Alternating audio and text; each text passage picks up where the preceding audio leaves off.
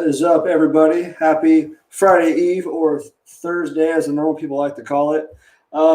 It's another great episode here, the Brew and Orange podcast. Can't wait to talk to you about a lot of Gator stuff going on prior to this Texas A&M matchup on the road. So happy Thursday. Hope everyone had a good day. Hope everyone's ready for the weekend. It's almost here. Let's go ahead and get into the brew portion of our Brew and Orange podcast like we always do. Super excited about this one. This is called Arnie, like Arnold Palmer, or as all my friends know, Arnie Palmies. We all know that. Combination of lemonade and sweet tea. Arnold Palmer created that one day. He's fresh off designing a golf course, and he wants to cool off. So he tells a waitress, "Let me get an Arnold Palmer." You know, is what he didn't call it that, but he said, "Give him some sweet tea and some lemonade." He had been drinking it for years. Next thing you know, people wanted to be like him. They wanted to golf like him, so they start drinking the beverages like him. So Bay Canyon Brewery, West Tampa, it's off Main Street, 5% ABV. This is a Arnold Palmer style sour. Let's see here. Blended kettle sour and mild ale with lemon. So one more time for my peeps who are watching. Hope everyone had a good Thursday. Let's crack into this Arnie from Bay Canyon. Super excited about this. I got it from ABC Liquor on Northdale Mabry for all my Tampa residents who are watching and tuning in. Go get yourself some of this. Let's go ahead and get this pour. So obviously this is something different. I usually do New England style IPAs, the hazy IPAs. You've all seen those, obviously. Look at how dark that is. Looks like some sweet tea. If you've ever made an Arnold Palmer, this looks a lot like it. Look at that bad boy. I've got high hopes for this because I love Arnold Palmers. Arnold Palmer's a great golfer, obviously. One of the greats. Bay Canyon, Main Street. Right there. Check that. Main Street, Tampa, Florida, 5% ABV. Arnie from Bay Canyon. Cheers, everybody. Let's see what we got here.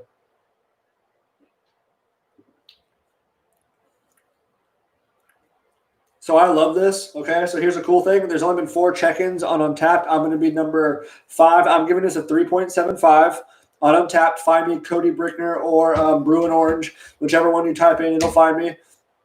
You know, so 3.75 for the Arnie Bay Canyon Arnold Palmer style sour. I dig it. Very refreshing.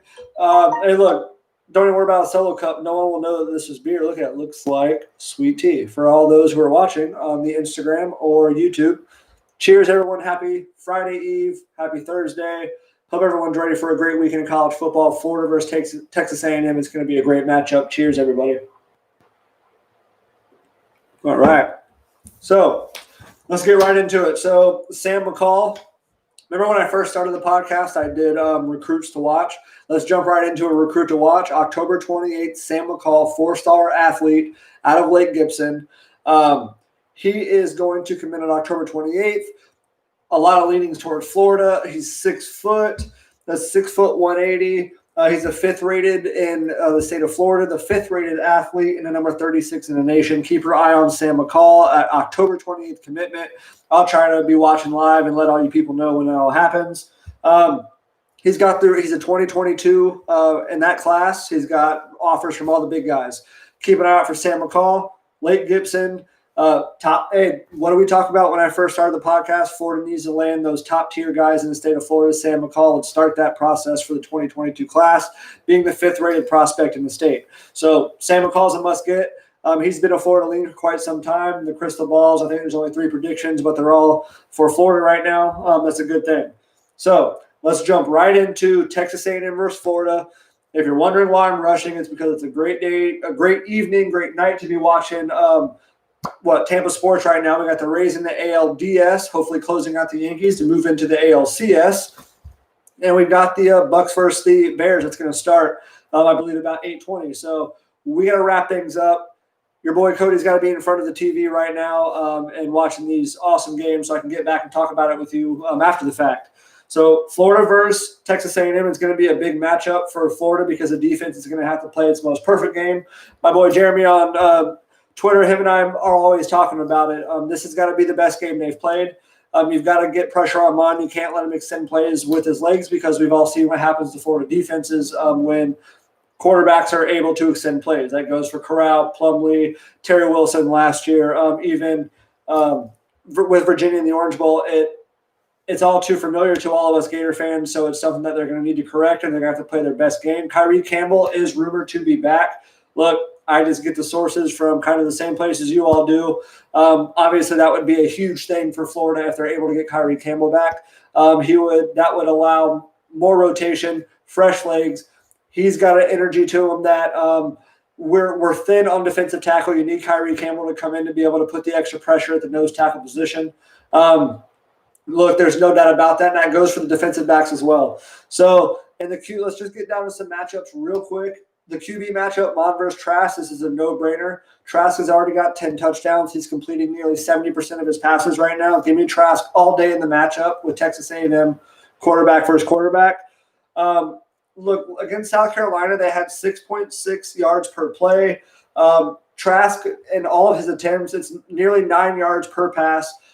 He's excelling and exceeding the expectations, obviously, that we had for him. He's now a Heisman candidate. Kyle Trask is mentioned as a Heisman candidate. Please tell me the last time a quarterback and a tight end from the same teams were mentioned as Heisman candidates at the exact same time. I think we'd all struggle to find that. Let's talk about the defensive and offensive lines for both. I'm just going to call it the trenches. Who do we say is going to be – who has the advantage? I give it a slight advantage to Florida. If Kyrie Campbell is back, that is big. That makes all the difference in the world. So, look, they're all due. Brenton Cox, Carter, we've seen what they're able to do. Brenton Cox with that smooth spin move. Carter pushing guys into the quarterback. Didn't even have to touch him. They're going to have to do that more this week than ever, but I think the soul – so give me a slight advantage in the trenches, Florida over A&M. The important part of this is going to be at the defensive back position with the safeties, the linebackers. Florida's still going to have the advantage because Stewart is rumored to be coming back. Once again, we won't know that until warm-up start. But look, Elam and Hill had some great plays. We saw the pass breakup by Hill in the end zone. We saw Elam actually wrapping up, making tackles, taking good angles. So, again, Ventrell Miller, he's already been Defensive Player of the Week for the SEC. He's proven that he can lay the lumber. He can be that stopgap right in the middle, and he can kind of hang around in coverage. You're going to need more of that. So give me Florida as well with an advantage. Look, go to Read and Reaction. Will Miles put out a really good thing. People were concerned about this. A lot of the pundits coming into this week, all leading up to this, all said Texas A&M would be one of Florida's losses. Some said they'd have 2 or 3. He believes Florida's going to kind of run away with this, maybe 2 touchdowns or so. I'm not far behind him. Look, Texas A&M has some good skill positions. What is his name? Arian Smith, something like that. He's a running back by position, by label, but he leads them in receiving yards. What has he got going on? About 5 yards per touch. So, he is good. 2 touches, you would think he's got your first down, that kind of thing. But look, Florida has as big as an arsenal, if not better, of course. Let me correct myself. Their arsenal of weapons at the skill position is better. Crazy stat here. Kyle Pitts has 12 catches, and 6 of those are for touchdowns. Wrap your head around that. That's 50% of the time that he touches the football. Those are touchdowns right there. Okay, so no other team can say that in the country right now. This offense is clicking, and I do think that Florida covers this. It's a 6.5. Florida's the favorite. The over and under is at 57. Take anything that is under 60, obviously. Look at the past 2 games that Florida and them have played. 38-24. 51 points last time. If Florida's on the field right now with how their defense is playing until they can prove otherwise, I would take anything that is under 60 points when it's the over and under with Florida on the field. Look, it's going to be a good game. Kyle Trask is going to I think this is just going to be another game, another feather in his cap. He's going to play well. If we have Kyrie Campbell and Stewart back, those are 2 pieces of the defense that have been significantly missing. If you look at all of the errors that we've been talking about, players being out of gap, you're having people playing out of position right now. And there's a lot of people who think that Florida has kind of been tinkering with things right now, figuring out where they lay or who can go where and when if needed. Florida knows they're talented, and I have no doubt that Grantham, Gonzalez, Mullen, Johnson, all these guys are going to be able to get the most out of these positions, these position groups. And it's up to Grantham now. I mean, we've all seen it. Florida. David Waters put out a really interesting stat. He also said Florida is near 37% of their tackles they've missed right now, and that's a terrible percentage. Vanderbilt was 39% missed tackle rate last year, I believe. Let me look into that real quick.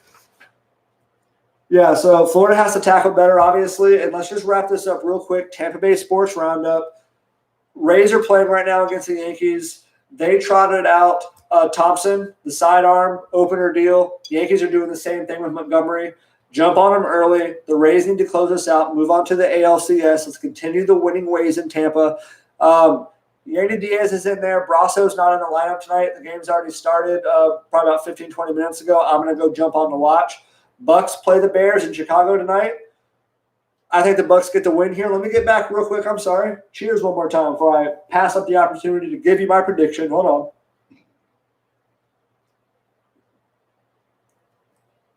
Get yourself an Arnie from Bay Canyon. Get it. Arnie from Bay Canyon on my Instagram, peeps, YouTube. 3.75 untapped. Find it for me. Find me on there, okay? Give me 41-27 Florida over Texas A&M. Like I said, 6.5 is they're going to cover that, and the over and under is 57. Take the over on that. 41-27. Bucs play the Bears tonight. Tom Brady, he had five touchdown passes to 5 different receivers. He did 9 different pass catchers on the season or on the game last week against the Chargers. The Bucs continue their winning ways against Chicago tonight, 4-1. That's what you wanted to see. The Saints aren't even who they are. If you play the Saints right now, the Bucs beat them, no doubt about it. Hey, thanks everyone for being on to another podcast of the Brew and Orange. Find us on Instagram. Find us Twitter. Go to beerthrone.com, Brew and Orange at checkout for 15% off. If you want to get some cool beer merch, I got a nice craft beer shirt. They got glassware, all sorts of stuff, all your necessities for enjoying your craft beers. And go do me a favor. Go do everybody a favor. Go to Bay Canyon Brewery off of Main Street.